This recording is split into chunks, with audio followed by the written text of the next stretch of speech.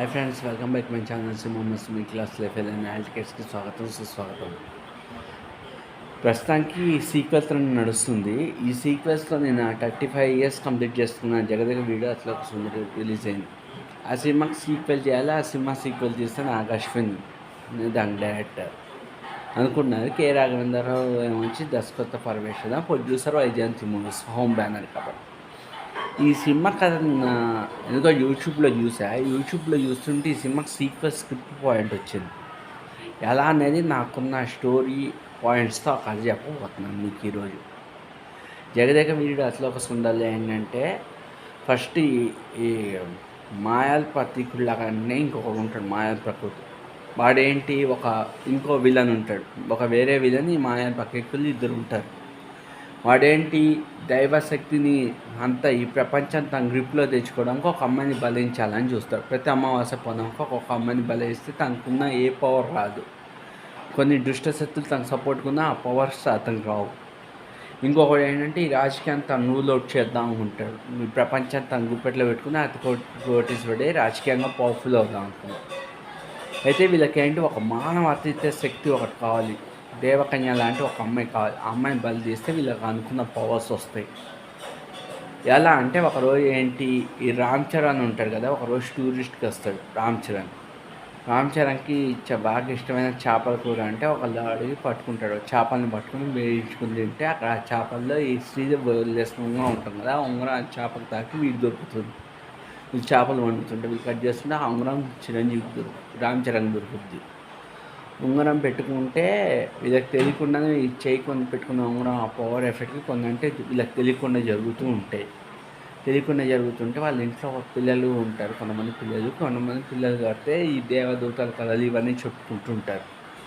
దేవదూతల కథలు చెప్తుంటే వీడి ఇంట్లో కొన్ని తెలియకుండా ఈ ఇన్సిడెంట్స్, కొంత యాక్సిడెంట్, కాలు చేతులు విరిగిపోయిన వాడికి ఉంగరంతా పెట్టుకుని సెట్ చేసుకుని కాలు చేతులు విరిగిపోవడం, నెక్స్ట్ డే వాడు నార్మల్గా లేచి నిలవడం, మంచిగా చేస్తే బాడీస్ అంతా సెట్ అయిపోవడం, ఇవన్నీ జరుగుతుంటాయి.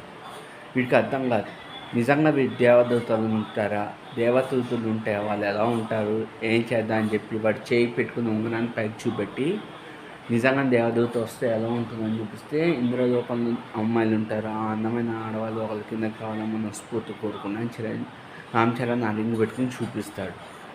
ఆ రింగ్ చూపెట్టి ఒక్కసారిగా ఆకాశం మొత్తం చిరిగిపోద్ది. అప్పుడు జాన్వీ కపూర్ ఎంట్రీ పైనుంచి వస్తుంది. ఎవరో గట్టి కోరుకున్నారు కిందకని. అప్పుడు ఆ ఇంద్రుడికి ఇద్దరు కూతుళ్ళు, శ్రీదేవి కాకుండా ఇంకో కూతురు మనవరాలి ఈ అమ్మాయి.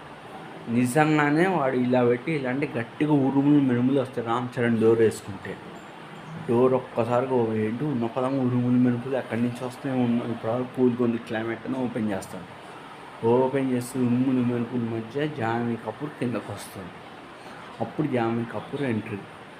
వీడు షాక్ గురైపోతాడు. ఏంటి ఇప్పుడే మనసులో అందుకు నిజంగా ఉంటే సడన్గా అంటే వచ్చి మానవ అంటాడు. గట్టి కోరుకున్నాగా రమ్మని వచ్చాను ఏంటి చెప్పంటే, నువ్వు ఇదే కదా. అప్పుడు సడన్గా ఈ రింగు.